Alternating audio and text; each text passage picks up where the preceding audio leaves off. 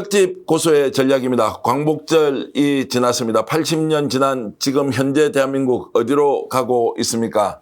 인기 강사이면서 백이성의 역사 독립군 TV 대표를 하고 있는 역사 강사 백이성 선생님 모시고 오늘 진지한 대화 한번 나눠보겠습니다. 어서 오십시오. 안녕하십니까. 네. 자, 오늘 백이성 강사와 함께 저희들이 나눌 주제는 과연 지금 현재 내란 세력 척결을 위해서 대한민국에 내란특별재판소가 필요한 것인가? 네. 내란특별재판소란 무엇인가? 그리고 우리의 또 특별재판소는 과거에 어떤 역사적 사실이 있느냐 이런 것들 좀 알아보려고 하는데요. 내란재판소의 필요성에 대한 이야기 첫 번째. 두 번째는 과거 일제식민지를 청산하기 위해서 반민족 행위자 특별위원회가 설치됐던 적이 있었는데 그게 1948년도입니다. 1년이 좀 지나자마자 완전히 문을 닫고 말았는데 그것과 한번 비교해서 친일 세력 청산의 과거 그리고 지금 내란 세력 청산이라는 것이 필요한 현재 시점 함께 비교하면서 여러분들께 유익한 정보 그리고 지금 우리가 가야 할 길에 대해서 백이성 선생님과 얘기 나눠보겠습니다. 자, 먼저 지금 이제 내란 세력 척결과 관련해서 3대 특검에서 정말로 힘차게 지금 수사를 진행하고 있는데 만족도는 어느 정도입니까? 네, 뭐 오늘 녹화 시간으로 예. 오늘 이제 김건희까지 다 구속이 돼서 처음에 해병대 특검에서 김용대하고 김계환 이 두 해병대 쪽 인물들, 육군 쪽의 인물들을 드론 작전 사령관하고 해병대 사령관하고 전부 다 그 구속 신청을 했을 때 그 영장이 반려되면서 영장 재판부가 좀 그거한가 아이가 루즈한가 아이가 이런 생각을 했다가 오늘 김건희 재판에서 그 정재욱 부장판사가 이를 그 모두 구속하라라고 예. 하면서 상당히 많이 회복이 된 상황입니다. 네. 지금 그러면 내란 세력 척결은 이제 특검을 중심으로 사법부에서 결정을 내리고 있는데 예. 뭔가 미흡한 쪽이 있다라고 예. 하는 것. 김건희 윤석열에 대한 구속이 목적이 아니라 실제로 내란의 구체적인 내용을 밝히고 거기에 합당한 처벌 그러면 대상자 그리고 이제 최종적인 형량까지 고려했을 때 예. 지금 현재 사법부를 믿고 갈 수 있느냐라는 문제 제기는 지속적으로 국회에서도 나오고 있습니다. 어떻게 보십니까? 아유 뭐 그 조희대 재판부라고 하는 사법부의 수장을 중심으로 하는 이 재판부가 국민의 신뢰를 많이 잃어버렸죠. 솔직히. 네. 아 뭐 그 올해 5월 1일 날에 이재명 대표에 대한 선거법 위반을 반려시킴으로써 아주 저는 우리 전 국민의 한 절반의 신뢰는 완전히 땅에 떨어졌다. 네. 그리고 그 내란 지금 재판을 담당하고 있는 서울중앙지방법원의 지귀현 판사에 대한 지속적인 국민적 불신이 있죠. 지금 현재. 뭔가 룸사롱에서 같이 찍은 사진 이런 거를 온 국민이 봤지 않습니까? 그래 놓고 지금 지귀현 재판부에 대한 전혀 회피라든가 재척이라든가 이루어지지 않고 있거든요. 조희대 그 사법부가 그대로 지귀현에게 맡기고 있는 상황입니다. 그래서 국민적인 불신은 여전한 불신을 갖고 있다 이렇게 생각합니다. 자, 그러면 이제 조희대 대법원장 체제 하에서 이루어지고 있는 이 지금 사법부의 재판 행태, 네. 절대 다수의 판사들은 그렇지 않다라고 하더라도 특히 내란 사건과 관련된 이 재판부에 대한 국민적 신뢰도는 굉장히 떨어져 있지 않습니까? 예, 예. 자, 이 문제를 현실적으로 그러면 풀어가려면 네. 조희대가 굉장히 공정하고 객관적으로 인정할 만한 재판부를 선임을 하면 되는데 네. 만약 그게 이루어지지 않을 경우에 우리는 어떻게 해야 하느냐 좀 질문을 드려보겠습니다. 예, 막 하는 데까지 해보고 도저히 안 되면 한다가 아니라 저는 솔직한 심정으로 내란 특검이 있고 김건희 특검이 있고 해병대 특검이 있으면 저는 특별재판부도 같이 있어야 된다고 생각합니다. 네. 특검이 있는데 왜 특별재판부? 그러니까 이거는 전제가 뭐냐 하면은 사법부는 그대로 국민의 신뢰를 받고 있고 사법부는 그 내란의 영향을 안 받았다라는 전제하에서 사법부는 그대로 살려놓고 검찰만 국민의 그 신뢰를 잃었기 때문에 네. 내란 특검 또 김건희 특검 또 최상병, 해병대 특검 예. 이렇게 나가는 거거든요.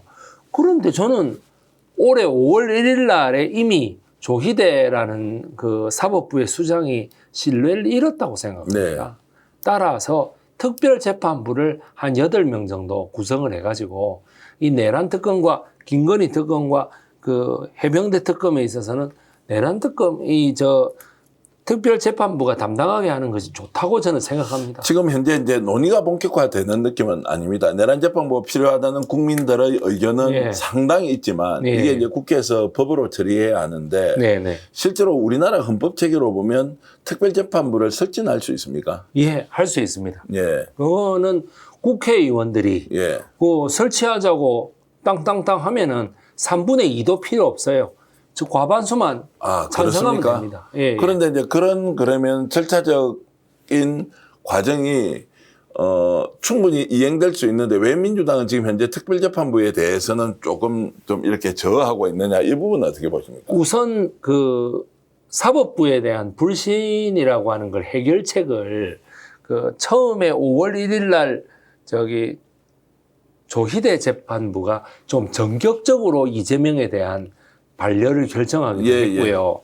그 다음에 첫 번째로 이 해결책을 뭘로 방향을 처음에 잡았냐면 대법관의 증설로 잡았었거든요. 예, 예.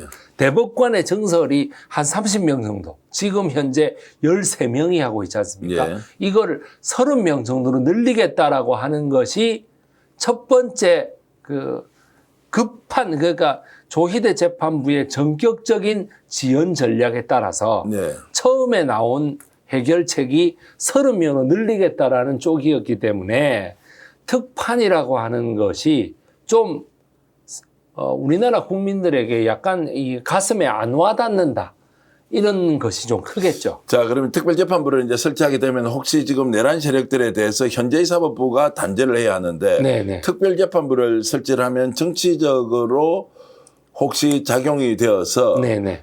정치적 탄압의 수단으로 이제 내란 특별재판부가 작용할 가능성이 있다라는 이제 우려를 지금 이제 민주당 쪽에서 하는 거 아니냐라고 이제 보시는. 예, 아무래도 좀 그런 게 있는 것 네. 같습니다. 그러면 좀 더 냉정하게 봐서 내란 특별재판부를 공정하다 또 법과 원칙에 따라서 단죄를 하자라는 전제를 붙이면 네. 그 구성을 예. 누가 보더라도 객관적으로 재판할 수 있는 사람을 맡기면 되는 거 아니냐라고 예. 저는 상식적으로 질문을 할 수도 있을 것 같은데 왜 이것을 이렇게 민감하게 보느냐라는 질문에는 어떻게 답변할 수 있습니까? 아무래도 이제 요번에도 보십시오. 방송법을 네. 한번 예를 들어보자면 방송법에 뭐 시민 몇 명 이렇게 들어가지 않습니까? 예, 예. 그럼 이것도 결국에는 민주노총에서 들어올 것이다. 아니면 뭐 좌경화된 시민단체에서 들어올 것이다. 이런 식으로 국힘이 반대하고 보수 세력이 반대하는데 예. 특별재판부를 구성해 놓으면은 뭐 판사들 중에 또 뭐 이상한 사람이 들어온다. 이런 식으로 해서 반대 기류가 일어날 가능성도 충분히 고려를 해야 된다라고 보는 거죠. 자, 반대 기류가 일어난다는 것과 실질적으로 객관적으로 이제 재판할 수 있는 사람이 구성되는 것은 저는 다르게 보이지만 어쨌든 예. 정치권에서는 뭐 저도 그런 이제 마찬가지. 예. 민심의 흐름을 좀 더 민감하게 본다는 것이고 예, 예. 내란 재판부에 대한 논의는 계속 이어져야 한다. 지금 정도면 현재 지금 이제 사법 체계 내에서 어떤 식으로든 정리하도록 가는 것이 맞다. 아니면 내란 재판부에 대한 논의는 계속해야 한다. 이 부분은 어떻게 보십니까? 저는 내란 재판부에 대한 특별 재판부에 대한 논의가 계속되어야 된다고 생각합니다. 언제든지 특별 검사 체제라고 하는 것이 150일까지로 정해져 있지 않습니까? 네. 그러면은 그 이후에도 계속해서 어떤 상설 특검이라든가 이런 걸 통해서 계속 처단해 나간다고 봤을 때 네. 절대 그 기간 안에 다 안 되거든요. 네. 그냥 한다고 봤을 때는 내란 재판부라고 하는 건 꼭 필요하다고 생각합니다. 꼭 필요하다. 그러면 예. 이제 두 가지 방향으로 언젠가는 협상을 만들어져야 돼요. 두 가지 방향으로 협상을 한다면 지금 현재 조희대 대법원장 체제에서 예. 정권이 일단 교체되었고 내란 세력 책거리 전 국민적인 열망이 이렇게 높은 상황에서 예. 조희대 재판부가 예. 누가 보더라도 객관적인 재판부를 만들어서 내란 재판을 일괄로 이쪽에서 하자라고 하는 방안이 하나 있을 수 있을 예. 것이고요. 예. 그렇습니다. 두 번째는 조희대를 도저히 믿을 수 없으니까 국회에서 아예 입법권을 발휘해서 재판부를 특별재판부로 만들자라는 두 가지 안이 있지 않습니까? 예, 그럼 그렇습니다. 이것도 똑같이 병행해서 한번 어떤 식으로든 정치권에서 논의를 시작할 필요가 있지 않느냐는 생각이 드는데 어떻습니까? 그 내란 재판부 특별재판부라고 하는 네. 특검 말고 특판이 되겠죠. 예, 예. 특판에 대해서 하필이면 지금 민주당의 그 민주당이 아니죠 이제는. 네, 예. 이춘석 법사위원장이 맨 처음에 말을 꺼냈습니다. 예, 예. 국회에서요. 그래서 조금 이게 명분 싸움에서 좀 이렇게 뒤로 밀리는 감이 있긴 있는데 네. 추미애 법사위원장이 다시 부임한다고 하면 추미애 법사위원장은 판사 출신이죠. 네. 또 법무부 장관도 했으니까 검사들 대장도 해봤죠.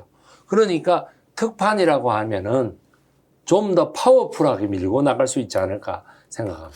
제가 이제 여러분들께 좀 제안을 드리고 싶은 것은 특별재판부를 입법을 통해서 만드는 것이 어려우면 예. 지금은 이제 서울중앙지법에서 재판을 진행하는데 네. 재판부가 지금 직위원재판부에서 또 이제 형사매부의 재판부로 지금 예, 형사 하나 더 25부. 예, 5부로 이제 돼 있지 예. 않습니까?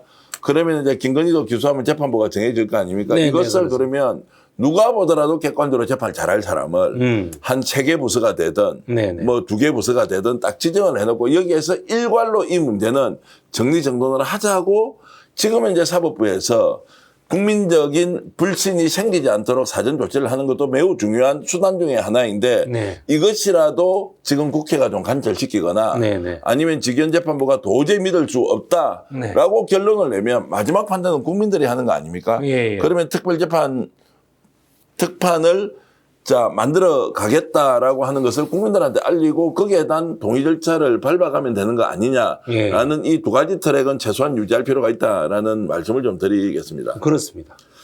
자, 그러면 이제 특별재판부와 관련해서 우리 이제 논의를 좀 본격적으로 가보려면 우리가 반민특위 문제를 얘기하지 않을 수 없지 않습니까? 그렇습니다. 자, 그러면 1946년도, 45년도 이제 8월 15일 날 해방 이후에 1948년도에 이제 반민특위가 출발하게 되는데 우리 잘 모르는 또는 좀 더 정확하게 알고 싶어 하는 시청자 여러분들을 위해서 반민특위가 무엇이었는지 아마 이제 80년 전으로 돌아가서 이 문제를 본격적으로 현재와 연결시켜 보겠습니다. 예.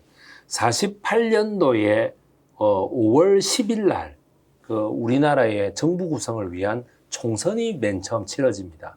그 총선에서 상당히 많은 숫자의 무소속이 당선됩니다. 이승만도 당선되는데 무소속이 굉장히 많이 당선됐기 때문에 이승만이 거기에 대해서 눈치를 보지 않을 수 없었어요. 그랬는데 그때 국민적인 그 공감대가 뭐였냐면은 지난 35년 동안에 그런 1910년에서 1945년 사이에 그런 반민족 행위자, 즉 친일 매국론자들의 처벌을 해라라고 하는 것이 국민적인 공감대였습니다. 따라서 5월 10일부터 7월 17일까지로 그 한정되어 있었던 우리나라 재헌헌법, 처음 헌법을 정할 때 이거를 헌법에 끼워 넣는 거 작업이 첫 번째 태스크였어요. 첫 번째 태스크였는데 그것이 뭐냐 하면은 김약수라고 하는 서울 영등포 당선자가 그 주관이 돼가지고 헌법 부칙에다가 헌법이 이렇게 1항부터 103항까지 있으면은 헌법 부칙이 101항부터 103항까지거든요. 네. 헌법 부칙에다가 101항이 뭐냐 하면은 그 1945년 8월 15일까지의 모든 친일 매국론자들이 처벌받는다. 네. 처벌할 수 있다라고 되어 있습니다. 네. 처벌받는다 혹은 처벌해야 한다라고 됐으면은 이승만이 나중에 그런 짓거리를 못했을 텐데 이승만이 나중에 입김을 넣어가지고 처벌할 수 있다라는 임의 조항으로 만들어 놨습니다. 네. 그래가지고 7월 17일에 이승만이 그 국회의장 자격으로, 우리나라 초대 국회의장은 이승만입니다. 네. 이승만이 초대 국회의장 자격으로 그거를 사인을 합니다. 그래서 이제 헌법이 이제 예. 일단 이제 헌법이 이제 제정이 되었고, 101항부터 100항까지는 그 정칙이고 예. 부칙 101항에 그 반민특위 조항이 들어갔던 거죠. 자, 반민특위 조항이 이제 들어갔으니까 반민족 행위자, 소위 말하는 친일파들을 이제 일단 예. 조사하고 그리고 수사하고 네. 기소해서 어쨌든 이제 단죄를 받도록 해야 되지 않습니까? 예. 그 이후에 그러면은 그것 때문에 지금 1948년도 7월 17일 날 우리나라 헌법이 공표되는 것이죠. 네네, 자, 그렇습니다. 그리고 이제 반민특위가 구성되는데 구성은 지금 어떻게 됐습니까? 48년도 8월 15일 이제 출범을 합니다. 네. 출범을 하고 그것이 12월 1일 날에 48년 12월 1일 날에 이제 위원회가 만들어집니다. 예. 그래서 뭐냐 하면은 서울의 김상돈, 대구 경북의 김상덕을 중심으로 하는 이 김상덕 위원장이 대구 경북의 위원장이 그 위원장을 맡거든요. 예. 그렇게 해서 됐고 특별위원회가 있고 특별재판부가 있고 특별검찰이 있고 다시 특별경찰이 있습니다. 요렇게 4개 부서로 나누어집니다. 네. 따라서 특별검찰은 수사권과 기소권을 모두 가지고 있고 특별경찰은 검찰이 지시하는 대로 가서 잡아오는 거죠. 수사를 이제 예. 하게 되는 거죠. 그리고 특별재판부는 거기에 따라서 전혀 다른 사건은 맡지 않고 그 사건만 딱 맡아가지고 진행하게 되는 거죠. 네. 예. 그 실제 이제 어떻게 지금 이게 이제 그 진행이 됐습니까? 예, 49년 1월 1일 날에 이제 출범을 해가지고 공식적으로 출범을 해서 1월 1일부터 4월 1일까지 6명을 잡아들입니다. 예. 6명을 잡아들이는데 그 6명이 뭐냐면은 화신백화점의 그 대장인 회장 박흥식, 예. 그 다음에 그 뭐 아주 나쁜 놈이라고 할 수 있는 친일 밀정이자 언론인인 그 우리로 치면 지금 신혜식 그 신의 한수 대표 같은 그 뭐야 이종형이라고 하는 예, 친일 밀정이죠. 이종형 이 사람은 그 특별한 혐의가 있었습니다. 몽양 여운형 선생 암살 주범이라는 네. 그게 있었는데 지금은 아마 이게 없어졌을 거예요. 그래가지고 그거 그다음 3등이 이제 최린 불교계, 예. 그다음에 4위가 이제 이광수, 예. 예, 최남선 이런 식으로 그다음에 김연수, 이제 인천 김성수의 동생 예. 김연수 이런 식으로 6명을 잡아들입니다. 예. 이게 잡아드리고요. 이제 예. 특별위원회다 보니까 처음에 6명이 뭐냐면은 전 국민의 공감대를 형성할 수 있는, 그러니까 맨 처음 만들어졌으니까 처음부터 센 놈을 잡아들여야 네. 사람들이 다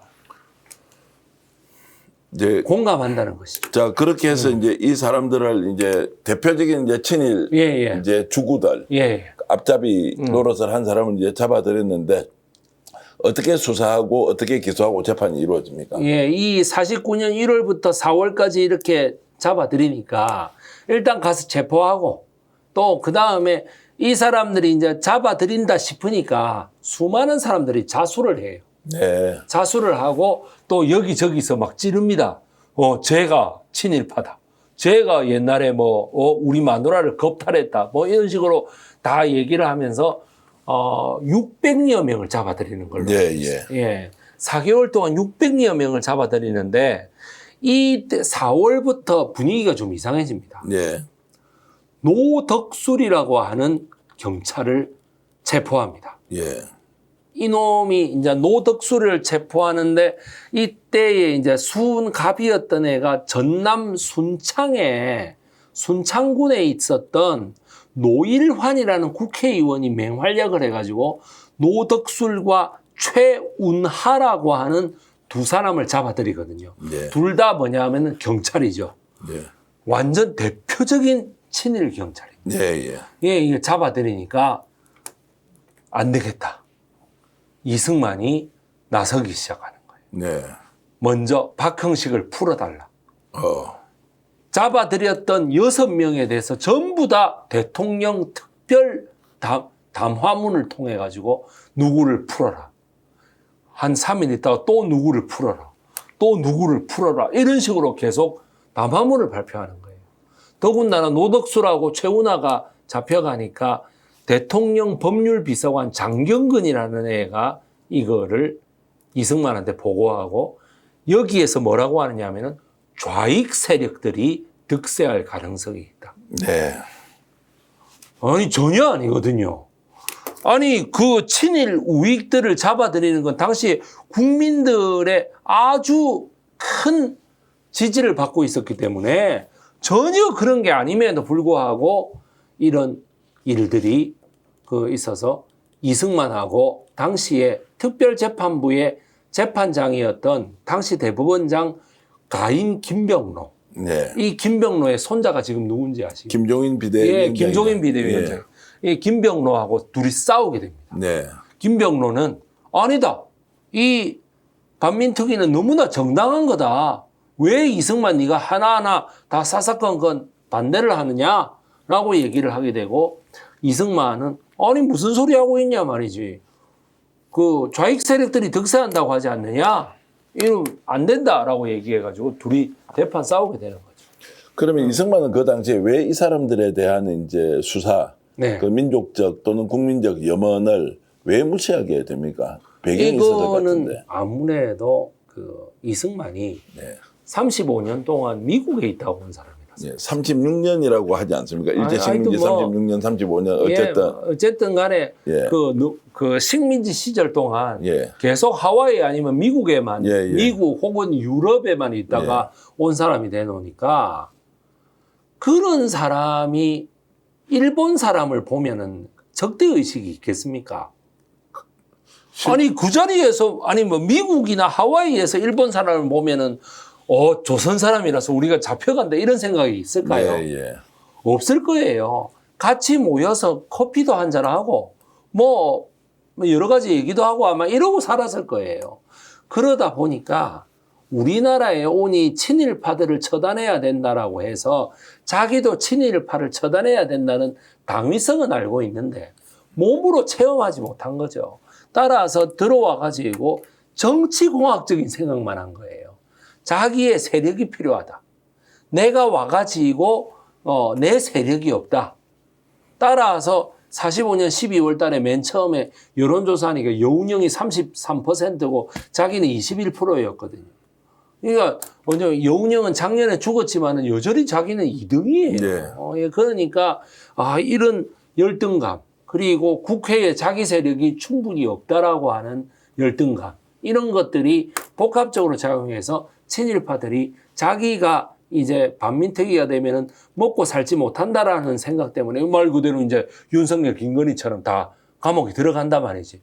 그런 생각 때문에 생존 차원에서 이승만을 계속 쑤시지 않았나 이런 생각을 합니다. 반대쪽 논리로 질문을 좀 드려보겠습니다. 예. 그러면 이제 이승만이 실제 독립운동을 했다는 것은 객관적으로 인정하지 않습니까? 예, 뭐 미국에서 했긴 해. 예. 예. 자, 그 독립운동을 했고 이제 결국 이제 그 조선이 이제 해방이 되고 이제 대한민국이 1945년도에 이제 일종의 건국의 깃털을 만든다라고 네. 이제 일단 했을 때 이승만이 이제 친일파들하고 손을 이렇게 잡았다라고 하는데 그럼에도 불구하고 친일 청산에 대해서 자기가 정치적 기반을 만들기 위해서 친일 청산에 대해서 그렇게 소홀히 또는 아예 태무시 또는 친일파를 더 이렇게 땡겨서 쓸 만큼 이 정신 자체가 완전히 좀 뭐라 그렇게 표현해야 돼요. 정신이 아예 그냥 정신을 잃어버렸다 이렇게 볼 수 있는 겁니까? 정치라는 것이 실제로 개인을 그렇게 만들 수도 있다고 봐야 하는 것인지.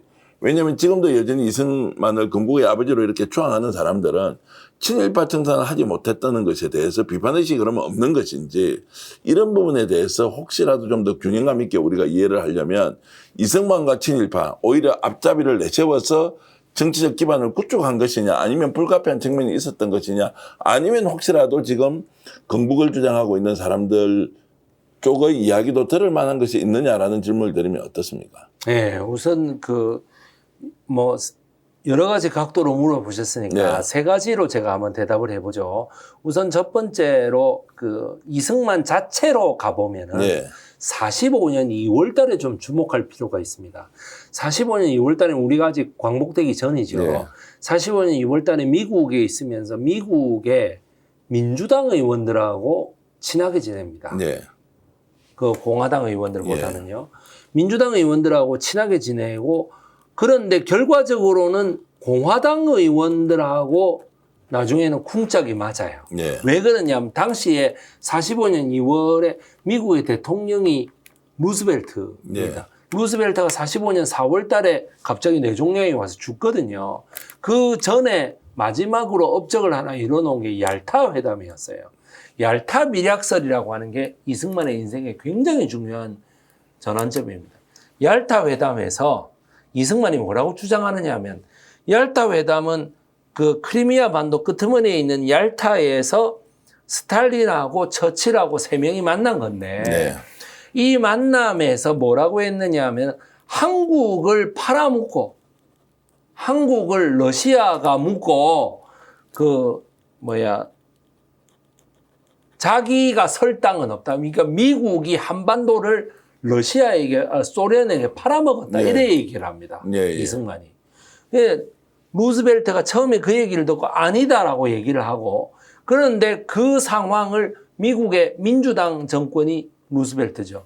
따라서 정권을 노리는 공화당에서는 오케이 이거 좋다 해가지고 그 이승만을 대접을 해주죠. 네. 예, 이 상황에서 그 계속해서 아니다를 가지고 가니까 이 소련 쪽에 몰로토프 외무부 장관이 이승만을 배척하게 됩니다. 네. 전마 저거 미쳤나 와 저러느냐 이렇게 돼가지고 이승만을 배척하게 되고 이승만이 나중에 그 8월 15일 이후로 미소공동위원회로 날아 들어오니까 한반도로 날아 들어오니까 몰로토프가 나 전마하고는 말 안 해 이러고 나가버리게 되는 이런 비극적인 일까지 일어나거든요. 네. 이런 상황에서 리박스쿨에 저번에 그 리박스쿨 있지 않습니까? 댓글 부대. 네. 예. 리박스쿨의 동영상을 보니까 그 친일한 사람들에게 오히려 기회를 줬다. 뭐 우리나라를 위해서 봉사해라. 이는 말도 안 되는 교육을 하고 네. 있더라고요. 아니 무슨 봉사입니까 예, 그 사람들이. 그래가지고 1945년도 딱 광복이 되고 난 뒤에 한두 달의 분위기는 몽양 여운형 선생을 중심으로 하는 조선 건국동맹의 분위기였습니다. 건국준비위원회의 분위기로 이 건국준비위원회 사람들이 어떻게 했느냐면 친일 반민족 행위자들을 처단하겠다. 이런 쪽으로 다 갔던 것입니다. 네.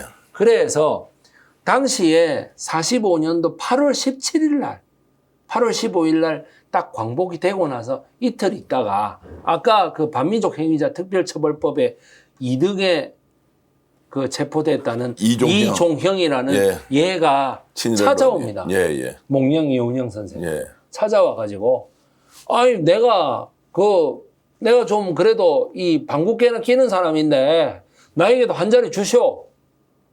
조선건국준비위원회 한 자리 주시오. 예. 라고 얘기를 합니다.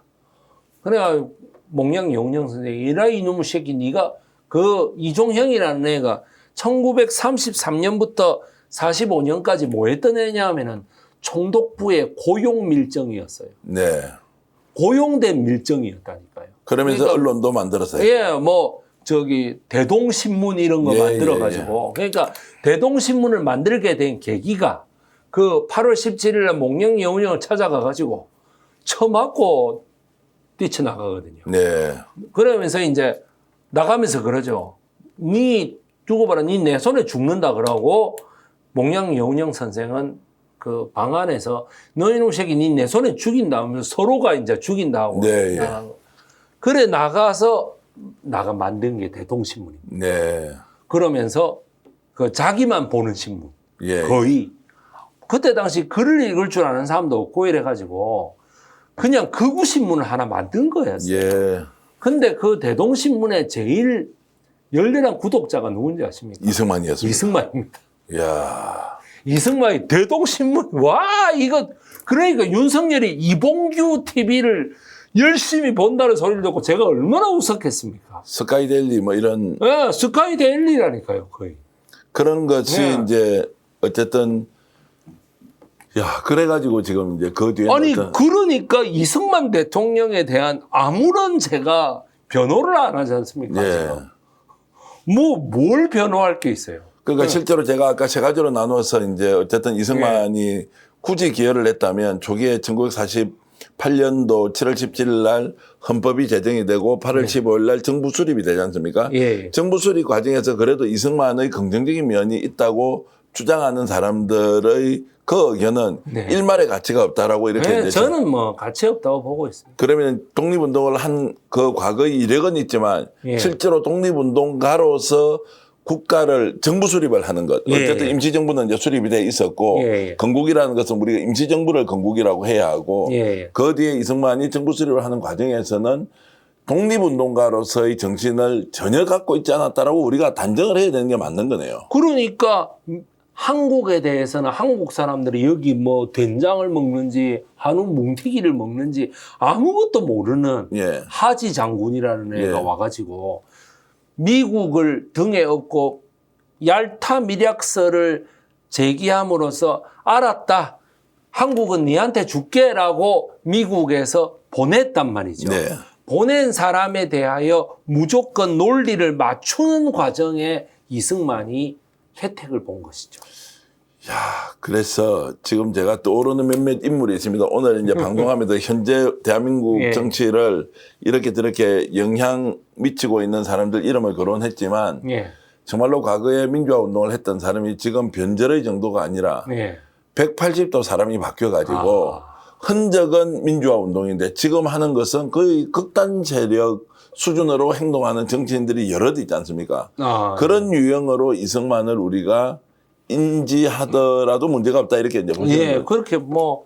그렇게 보셔도 되죠. 그렇게 예. 봐야 한다라고까지도 좀 생각을 하십니까? 네네. 그러니까 일단 1919년 임시정부 수립 때부터 예. 1945년 때까지 이승만이 뭐 했는지도 잘 네. 모르겠는데 어쨌든 대한민국의 대통령이라는 이름을 가지고 계속 어떨 때는 신분을 팔아가면서까지 다 활동을 한 거는 뭐 굳이 그것까지 인정해야 된다면 뭐 인정하겠습니다. 예. 자, 그러나 이제 그 외에 구체적 내용으로 가면은 뭐 예. 전혀 다른 이제 해석이 오히려 정설이다라고 이제 이해를 하고 이제 질문을 좀 이어가겠습니다. 예. 자, 그렇게 해서 반민특위가 그러면 출발을 1949년 1월 1일 날 했는데 네. 그 이후의 상황은 그러면 이승만이 계속 이 사람도 풀어줘라 저 사람도 풀어줘라라고 이야기를 하면서 예, 잡아오는 족족 풀어주라고요. 풀어주라고 하지만 그러면 무소속 국회의원들이 훨씬 더 많았는데 네네. 재원의회지 않습니까? 예. 그 의회에 있는 의원들이 받아들이지 않았을 거 아닙니까? 네, 당연히 그렇습니다. 민족적 과제로서 30년 동안 일제식민 지하에서 예. 앞잡이 노릇을 했던 그것도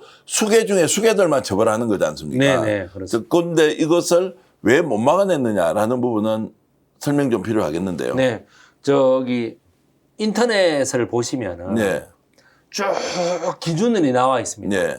뭐를 한자 해가지고 거의 한 150개 혐의가 이게 구체적으로 나와 있습니다. 네. 거기에 맞는 사람만 잡아들이니까 한 7,000명 정도 그 명단이 네, 예. 짜져 있다라고 이제 얘기를 하는데 7,000명을 다 솔간했으면 우리나라가 지금 정말 잘 됐겠죠. 네. 그런데 7,000명을 솔간하지 못했다. 4월 달까지 활발하게 활동했으나 5월 달부터 이승만의 조직적인 방해 네. 그리고 그 대통령 법률비서관 장경근 비서관의 방해 그리고 당시 서울특별시장 이기붕 서울시장의 부인 박마리아의 방해. 박마리아는 자기도 친일파로 처단받을 위기였거든요. 네. 그리고 자기의 영원한 언니 김환란이도 처벌받을 예. 그거였단 말이에요. 황신덕 이런 애들 다 거기에 그 처벌 대상에 네. 올라가 있다. 그러니까 이거 노천명도 그렇고 이거 안 된다라고 많이 얘기를 해서 49년 5월부터 이승만이 뭔가 하나를 기가 막힌 아이디어를 짜냈죠. 네. 바로 국회 프락치 사건을 일으킵니다. 네. 국회에서 반민특위를 강력하게 주장하던 13명의 국회의원 이른바 무소속 국회의원들입니다. 예. 이 무소속은 대부분 백범 김구 계열이거나 아니면 몽양 여운형 계열입니다. 이 사람들을 전부 다 국회 프락치 사건이라고 해서 그때부터 사실말이에요 사상검사, 오제도 그리고 선우종원 요 두 사람을 시켜가지고 13명을 공산당으로 집어넣죠. 예. 그렇게 해서 이제 본격적으로 이제 탄압을 해버리니까 예. 이분들은 그러면은 자 수사를 받고 구금이 되고 기소가 예. 되고 이랬습니까? 예, 그렇습니다. 그러면서 그래서 이제 49년 5월 4일 날 이 국회 프락치 사건이 처음 일어나서 6월 초까지 대규모로 잡혀 들어갑니다. 네. 13명. 국회의원 13명을 체포한다는 것은 보통 일이 아닙니다. 예, 예. 지금 우리로 치면은 주진우 같은 애들을 예. 13명을 골라갖고 잡아간다는 건데 예. 이게 보통 일이 아닌 거죠. 예. 13명이라고 하는 애들을 잡아갈 때에 하나하나 다 명부를 만들어야 되지 않습니까? 명부를 만들어야 되니까 어디를 명분으로 만들겠습니까? 결국 북한 끌고 온 겁니까? 북한을 데려와서 예. 백령도가 참 슬픈 섬입니다. 네. 지금도 영현백을 담아가 백령도에 예. 백령도에다가 다 그 무장 공비를 잡아 죽여놓고 이게 북한의 그 증거도 없어요. 북한애가 남한 국회의원의 지령을 받아서 한 거다. 그래 그 국회의원이 김약수다. 뭐 노일환이다. 이러면서 다 잡아가는 거예요. 자, 그렇으면 이제 대규모 반발이 일어날 수밖에 없지 않습니까? 그걸 누가 보더라도 예. 그게 공작인데 예. 그때 저항을 하진 않았습니까?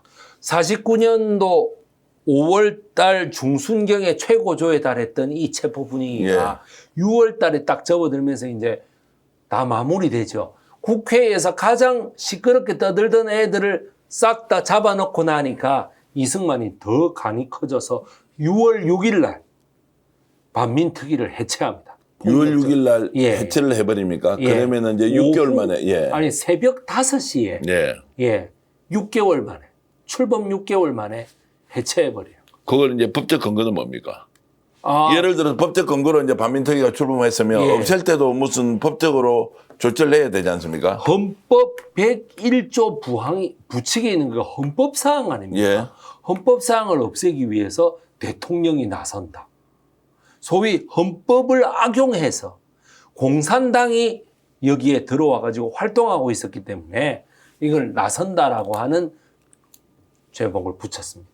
제목을 붙여서 그러면 대국민 담화를 했습니까? 어떤 겁니까? 그때는 예, 절차는 폭력적으로 분쇄하고 난 다음에 예. 김상덕 위원장을 체포하고 예. 그 폭력적으로 분쇄하고 난 다음에 2대 위원장을 올리죠. 아. 예, 2대 위원장이 이인이라고 하는 예. 위원장입니다. 이 사람이 어떤 사람이냐 하면은 바로 분쇄를 하면은 헌법 사항을 위배하는 거니까 위헌이 되겠죠. 예, 예. 그러니까 뭐냐면은 이인 위원장으로 하여금 2대 위원장을 시킵니다. 당시 법무부 장관입니다. 네. 이인 위원장이 처음 출범할 때부터 반민특위는 안 된다라고 했습니다. 예, 예. 왜냐? 소급 입법이기 때문에. 네. 48년도 5월 10일 날에 헌법을 만들면서 자 국회의원 선거가 치러졌으니까 5월 달에 만들죠. 5월 10일에 입법을 만들면서 왜 45년 45년 8월 15일 이전에 모든 거를 여기 거슬러서 만들고자 하느냐? 안 된다라고 얘기를 네. 했던 사람입니다. 그 법무부 장관을 그렇게 말하든가 말든가 만들어질 수밖에 없을 정도로 국민적인 공감대가 엄청났기 때문에 만들어졌거든요. 네. 그런데 이인 장관이 이 사람이 이승만의 눈에 딱 든 거죠. 예. 아, 당신이 가서 반민특위를 1년 안에 다 정리하시오. 예. 그래서 49년 6월 6일 날하고 6월 8일 날하고 충청남도하고 강원도에 있는 반민특위 지부 그게 제일 컸거든요. 네. 그래서 그것까지 다 없애버리고 한 4개월 만에 모든 반민특위를 다 해체하고 그 특경대도 전부 다 체포해가고 검찰도 체포해가고 특별재판부도 협박을 해가지고 모두 다 없애버리고 난 다음에 물러납니다. 예, 그게 언제였습니까? 50년 5월 달입니다. 50년 5월 달에 그러면 결국에는 반민특위가 존재했는데 거기에서 눈에 가시였던 사람들을 예. 쉽게 얘기하면 공산당과 연루되었다라고 해서 싹 제거를 하고 예. 위원장도 강제로 폭력적인 방법으로 제거를 한 뒤에 예, 그렇죠. 새로운 사람을 내세웠는데 그 사람이 이인이었고 이인은 그때부터 해체 작업에 들어가서 그렇습니다. 반민특위 활동을 무력화시키고 1950년 예, 5월 달에 완전히 예. 반민특위 문을 닫아버렸다. 예. 그러면 반민족 행위자 처벌에 관련된 특별재판부는 운영이 되긴 했습니까? 운영조차도 안 됐습니까? 예, 운영이 되긴 했습니다. 예. 그 밀정이라는 영화에서도 보면은 예. 거기에 뭐 검사를 암살한다 뭐 이런 식으로 나오는데 예. 뭐 그런 일은 없었고요. 네, 이제 그 대구 경북의 신념형 친일파 박정양이를 잡았습니다. 박종양, 박정양. 예. 박정양 그러니까 말 그대로 신념형 친일파. 네.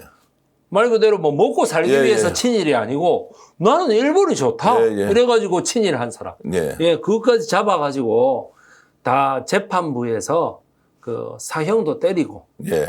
무기징역도 때리고 했는데 예. 이 사형 때린 것 때문에 이승만한테 올가미가 잡혔죠. 예. 꼬투리가 잡혔죠. 왜냐? 반민특위를 열 때 무기징역 이상은 안 때리기로 하고 열었는데 네.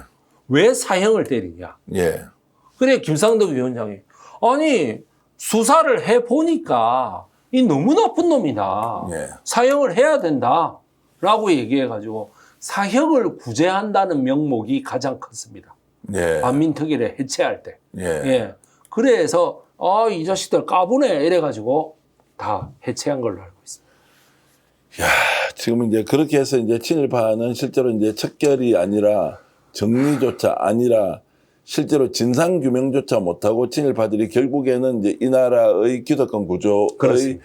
뿌리가 되는 이제 그걸 이승만이 이제 만들었다는 것이고. 이승만하고 또 한 명 더 들자면 당시에 미국이 네. 그 친일파를 원했죠. 네. 미국이 모든 그 아무렇게나 교육받아가지고 커온 사람, 뭐 경력이 불확실한 사람, 이게 지금 뭐냐 하면은 4대 보험이 딱 뭐 23살에 대학을 졸업했으면 23살부터 4대 보험 경력이 쭉 연결되는 이런 사람을 얘기합니다. 그런 사람이 이 친일파였다는 거죠. 왜냐하면은 일제시대 때에 독립운동한 사람들은 경력이 없습니다.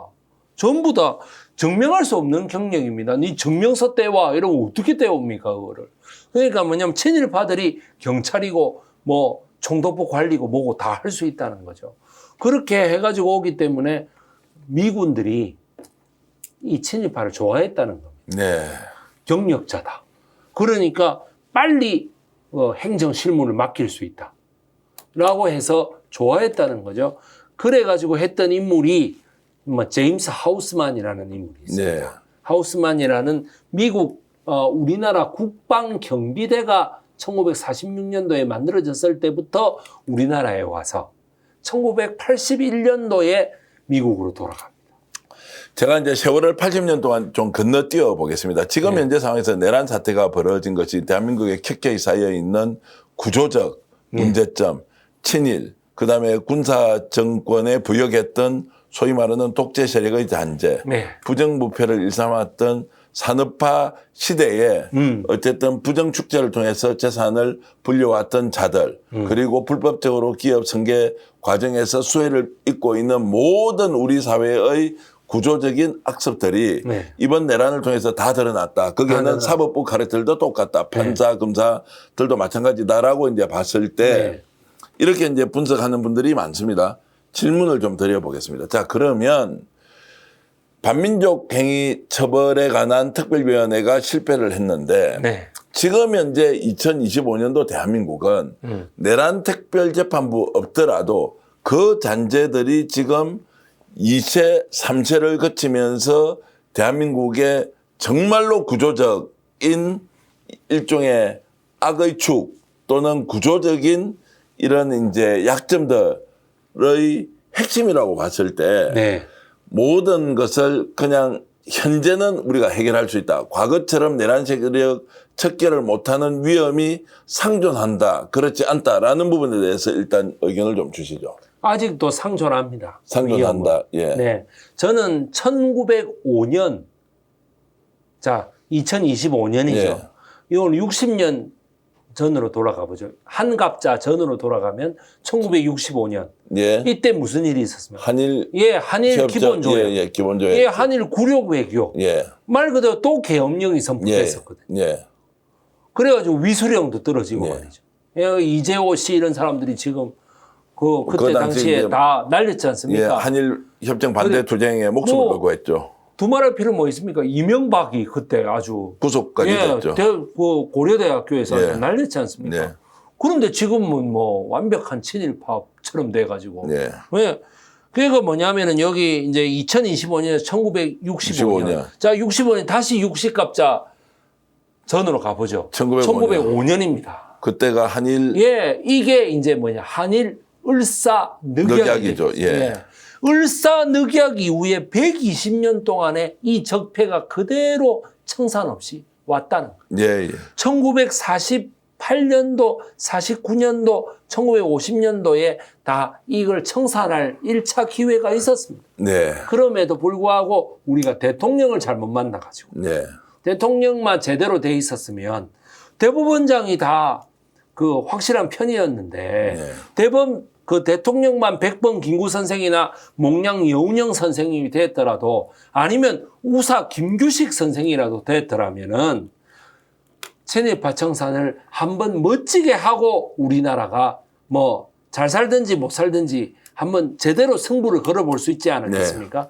그런데 1905년 이후로 45년도, 48년도, 49년도에 이승만 대통령이 되면서 완전히 역사의 물줄기가 바뀌었다.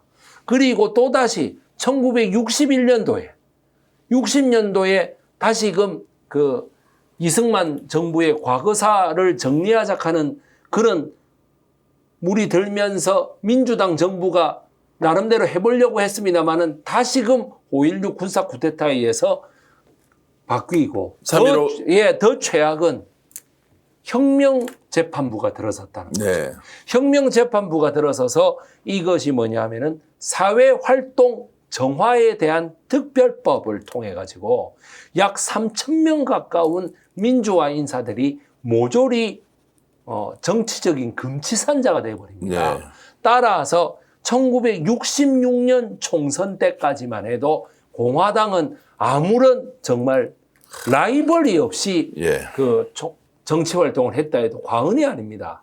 따라서 뭐냐 하면은 우리나라의 민족 세력들은 완전히 짓밟힌 상태로 왔다는 것입니다. 와, 자, 그 말씀 들어보면 잠깐만 이제 이렇게 한번 매듭을 짚고 가겠습니다. 이제 45년도 해방 이후에 48년도에 이제 헌법이 제정되고 정부 수립이 되고 난 뒤에 반민특위가 출발했는데 50년 5월에 해체가 되고 네. 그리고 친일파들이 득세한 상황에서 이승만 정권을 이제 유지 운영하다가 3.15 부정선거 때문에 1960년도에 4.19 혁명이 일어났는데 네. 결국 61년도 5.16 군사 쿠데타를 통해서 박정희가 이제 집권하면서 오히려 그때까지 또 살아있던 민주화 인사들을 혁명재판부가 들어서서 다 싸그리 이제 절멸을 시킨 상태에서 친일파와 군사정권이 결합을 하면서 다시 이제 쭉 1972년도 유신 체제까지 오고 79년도 와, 박정희가 이제 살해당하는 그러고 나서 다시 또 군사 쿠데타가 일어나서 전두환 노태우가 집권하는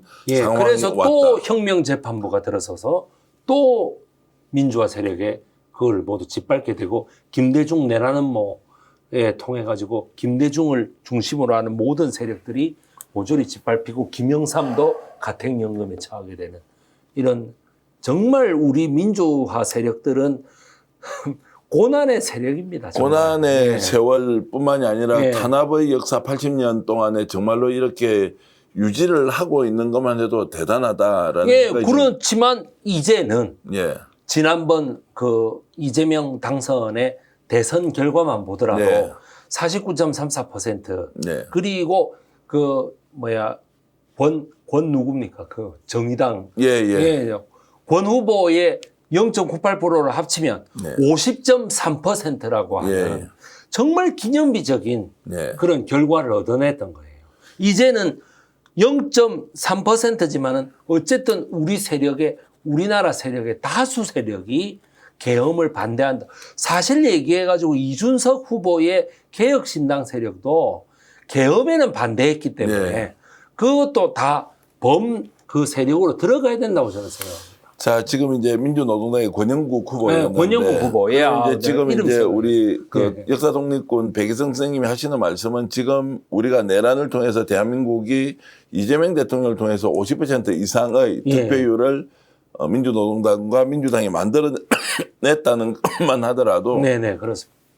엄청난 역사적 진일보다 의미가 예, 있다 그 이렇게 탄압을 보시는 뚫고. 예, 예, 예. 그렇습니다. 자, 그러면은 이제 지금 현재 상황에서 내란 특별재판부와 관련된 이 논의가 이제 어느 정도 지금 활기를 띠면서 가야 할 것이냐. 자, 네. 이런 과정을 본다면 결국 민중의 힘으로, 대중의 힘으로, 국민의 힘으로 이렇게 이제 일어났습니다.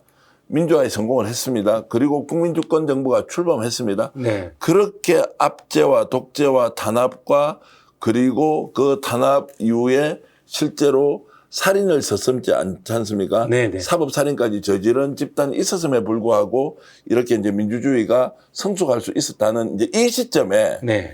우리는 어떤 선택을 하면서 과거의 청산을 할 것이냐, 역사적 청산을 할 것이냐, 친일, 독재 세력 그리고 내란 세력까지 네. 자, 여기에서 이제 구체적인 해법이 무엇이냐라고 질문을 드리면 역시 결론은 내란 특별재판부 설치입니까? 아니면 우리나라 국민들의 높은 민주의식을 믿고 지금 현재 사법부에 맡겨놓고 가자는 쪽으로 계속 감시와 견제를 하면 되겠느냐라는 부분에 답변을 좀 해 주시죠. 네, 저는 뭐 2026년 내년에 지방자치단체장 선거 있지 않습니까? 네. 이 선거가 거의 저는 우리나라의 아까 1905년부터 해서 120년간의 이런 부조리를 예. 한꺼번에 떨어낼 수 있는 기회라고 봐요. 예, 예. 이거는 국민적인 정기선거이기 때문에 예. 자 이때 뭐냐면 개헌 투표를 같이 할 수 있습니다. 예, 우선 예. 첫 번째. 예. 그다음 두 번째 국민의 힘을 그 전에 해체시킴으로써 뭐냐면 대규모 보궐선거가 일어날 수 있습니다. 네. 정말입니다. 대규모 보궐선거. 이 뭐냐면 비례대표는 17자리를 다 포기한다 하더라도 네. 그 대규모 보궐선거 일어날 수 있죠. 개혁신당도 없어지고 이 천하람 그 원내대표가 지금 걸려 있는 게 하나 있으니까. 뭐 그다음에 그렇게 해서 그 두 가지를 통해서 그 2026년 지방선거 때 완전히 한번 뒤집어 엎을 수 있습니다. 네. 저는 그걸 바랍니다. 예. 그러기 위해서는 내란 특별재판부가 10월 달에는 네. 출발을 해야 됩니다. 올 10월 달에 출발해야 합니다. 왜냐하면 자 정청래 대표하고 박찬대 그 후보가 둘 다 그 당대표 경선에서 뭐라고 했냐면은 10월 7일 날이 추석 날인데 네. 10월 7일 날에 귀경버스에서 국민들이 검찰청이 폐지됐습니다라는 뉴스를 듣게 하겠다. 네. 그 이제 뉴스는 이렇게 나오고 이제 실제로 이삿짐 싸고 뭐 건물 다 부수고 하려면 한 1, 2년 걸릴 테니까요. 예, 그렇게 이제 듣게 하겠다 했잖아요. 그러면 쉬지 말고 내란 특별재판부를 바로 만들어 가지고 그 내란 특검과 김건희 특검과 최혜병 특검까지 했던 모든 사람들의 그 형량을 거기서만 재판하게끔 만드는 거죠. 네. 저는 그 작업이 꼭 있어야 된다고 생각합니다. 네. 정말 처음 시작할 때는 우리 정계환 대표님이 어떻게 할 거냐를 선택하기 위해서 물어보셨다면 이제는 제가 이거를 말하고 싶습니다. 올해 10월부터는 내란 특별재판부가 네. 치러져야 된다. 예. 예.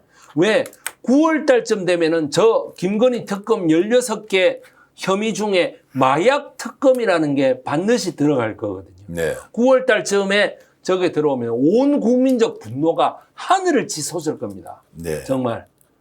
저 마약 특검이 한번 제대로 규모를 밝히기 시작하면 저거는 아마 외국에서도 우리나라를 함부로 못할 거예요. 네. 예. 우리 국민적 분노가 너무 커가지고. 예. 그렇기 때문에 그때는 내란 특별재판부를 하더라도 미국 눈치도 보지 말고 아무 눈치도 보지 말고 딱 우리가 내란 특별재판부를 해서 정확하게 뭐 무기징역 아니면 사형을 때릴 수 있는 그런 어떤 강큰 재판부가 필요하지 않겠나. 지금 현 시점이 대한민국 이제 길게 보면 120년, 예, 예. 짧게 보면 80년, 60년, 그리고 최근 87년 6월 항쟁 이후로 보면 지금 한 40년 네네. 가까이 이제 가지 않습니까? 40년이죠. 예. 40년 가까이 가지 않습니까?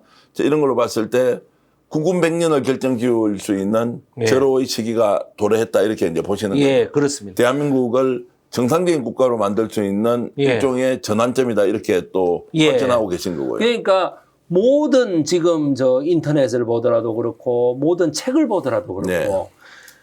1949년도에 그렇게 반민특위를 포괄적으로 6월 6일 날에 없애버린 것이 우리 민족의 정체성의 혼란을 가져오고 우리 민족이 돈만 많으면 제일이다라고 하는 이상한 걸 가져오고 이렇게 해서 우리 민족의 가치관이 너무나 뒤틀어졌다는 걸 모든 책들이 다 인정합니다.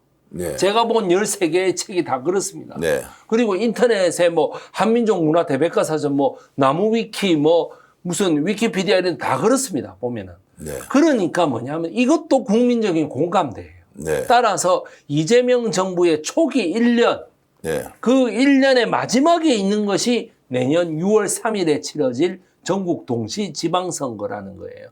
1년 안에 이 모든 것을 다 해버리자. 왜? 1년이 가장 그 레임덕에 안 시달리고 네. 가장 눈치 안 보고 반대파들도 강하게 제압하면서 나갈 수 있는 기회라서 그렇습니다. 자, 오늘 백이성 역사독립공과 얘기 나누면서 여러분들은 어떤 판단이 드십니까? 길게 보자 또는 그 중간중간의 역사를 다시 기억하자. 120년, 80년, 60년 그리고 지금 이재명 정부가 출범한 지난 3개월 또 윤석열의 국정농단 3년 이런 걸로 봤을 때 지금 현재 대한민국은 어디에 서 있는지 우리가 어디로 가야 하는지 그리고 어디로부터 우리가 왔는지를 생각해 본다면 내란특별재판부가 얼마나 중요한 것인지 역사적 매듭을 120년의 역사 매듭을 끊을 수 있는 기회다라는 것을 염두에 두고 저는 국회가 적극적으로 움직여줬으면 좋겠다라는 말씀을 드립니다.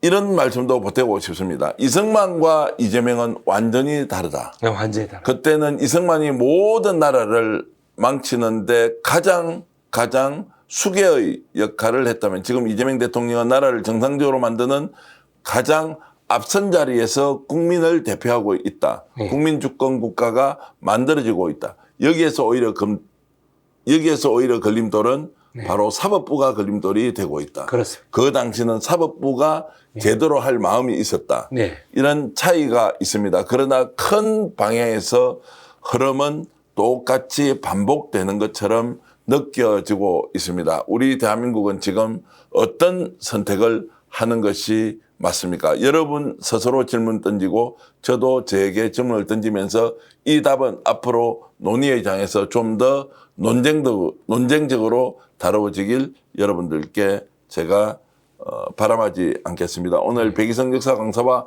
함께 했고요. 고소의 전략 이런 내용으로 여러분들께 전해드렸습니다. 잠시 광고 말씀을 좀 드려야 되겠습니다. 백이성 역사 강사님 앞에 나와 있는 이성희 명인 만능 맛된장 그리고 정선자 명인 만능 맛 고추장 두 가지 상품이 스픽스 특별가로 제공되고 있는데요. 5통씩 드리는데 택배비 포함해서 29,900원입니다. 만능 맛된장도 29,900원, 만능 맛 고추장도 29,900원인데 온라인에서 굉장히 인기가 좋던 제품입니다. 스픽스몰에서 지금 온라인 최저가보다 무려 10,000원을 더 싸게 해서 판매하고 있는데 이미 1,몇백 세트가 나간 것 같던데 여러분들께 강추해드리고 자신 있게 품질 보정하겠습니다. 이성희 명인의 만능맛 된장, 정선자 명인의 만능맛 고추장 댓글창과 이 화면에 보시면은 여러분 태그라고 하는데요. 거기에서 직접 주문하실 수 있습니다. 혹시 주문 어려우신 분은 010-8596-0073, 010-8596-0073으로 주시면 저희 업무용 폰인데 우리 회사 직원이 직접 전화를 드릴 것입니다. 그리고 제 앞에 놓여 있는 것 한번 볼까요? 사과 쿠키 세트인데요. 와, 이번에 이제 다시 제가 직접 나서서 제품에 대한 것들을 검정 하나하나를 하면서 사과 쿠키 세트를 만들었는데요. 달지 않습니다. 그런데 100% 유기농 밀가루로 만들기 때문에 건강하다라는 느낌 여러분들께 확실히 드릴 수 있는 제품인데 한번 보여드리겠습니다. 이렇게 포장이 되어서 나가는데요. 자, 3가지 상품 구성을 하면서 30개 유기농 쿠키 여러분들께 보내드리고 있으니까 필요하신 분들 지금 온라인으로 주문을 해 주시면 월요일부터 작업해서 바로바로 수제 쿠키를 보내드리도록 하겠습니다. 그리고 마지막 하나, 한우 뭉티기, 한우 육회, 한우 불고기. 이번에 서현축사에서 제공받았던 한우 뭉티기, 한우 육회도 아주 인기 좋고 재구매가 계속 이어지고 있는데요. 자, 생고기 200g, 육회 200g, 소스 포함해서 29,900원이면 인터넷에서 구할 수 없는 가격 확실하다. 이런 제품 스픽스몰에서 여러분들과 함께 공동구매 사이트로 거듭나고 있는데 지금 이 정도이지 않습니까? 이제 시간이 좀 더 지나서 스픽스 회원이 되어서 스픽스몰에 구매를 하시면 야, 이게 내가 경제적으로 큰 이익이 된다라고 하는 저희들이 목표를 가지고 열심히 달려가고 있습니다. 들어와서 구경하시면서 좋은 제품 여러분들과 함께 나누어 쓰길 바라겠습니다. 오늘 백이성 역사독립군 진심으로 감사의 말씀 드리고요. 감사합니다. 역시 이제 내공이 있는 분과 인터뷰를 하니까 저도 기분이 좋았습니다. 여러분들이 스픽스 이렇게 응원과 격려해 주셔서 진심으로 감사드리겠습니다. 여러분 안녕히 계십시오. 고맙습니다. 툭불 한우 불고기인데요. 이야, 400g, 한 팩, 2팩, 3팩 판매하고 있는데요.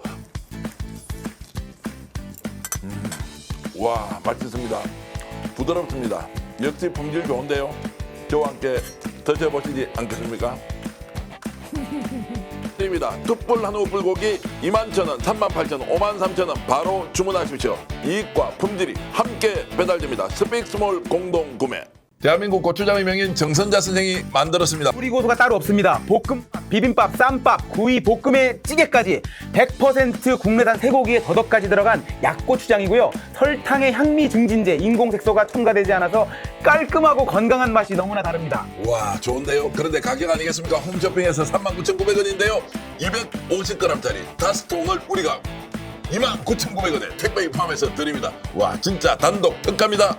명인의 손맛으로 밥상을 바꾸세요. 자신있다, 비교하라, 스픽스몰 화이팅! 와, 가격 좋아. 때마다 바꾸면 밥상이 달라집니다. 대한민국 전통식품 명인 이성희 선생의 만능 맛된장. 홈쇼핑 완판 제품 지금 스픽스에 떴습니다. 스픽스 구독자 여러분들을 위해서 어렵게 갖고 왔습니다. 무침, 비빔, 찌개, 국, 소스, 볶음까지 이거 하나면 요리 고수가 될 수 있습니다. 시장이나 마트 어디에서도 못 삽니다. 스픽스에서만 가능한 이 가격 홈쇼핑 39,900원인데요. 우리 얼마에 팝니까? 지금 스픽스에서는 택배비 포함해서 공동구매가 29,900원입니다. 530g 2통, 300g 3통, 총 5통입니다. 자신있다, 비교하라, 스픽스몰 화이팅! 드시고 있는 게 뭡니까? 와, 한우 뭉티기 그리고 육회인데요. 어떻게 이렇게 맛있습니까? 당일 도축한 제품 여러분께 보내드리고 있는데 가격 29,900원에 총 400g 대단한데요. 와, 쉽게 먹을 수 있다는 여러분 행운 아니겠습니까? 저 믿고 한번 드셔보십시오. 완전 맛이 짱입니다. 자, 직접 먹어보겠습니다. 네. 자, 어떻습니까? 우와, 육회 그리고 뭉티기. 우와, 자신있다, 비교하라, 스픽스몰. 오늘 방송 어떠셨습니까? 마음에 들었다면 구독, 좋아요로 스픽스를 응원해 주십시오. 여러분들의 구독, 좋아요는 가장 큰 힘이 됩니다. 스픽스 구독, 좋아요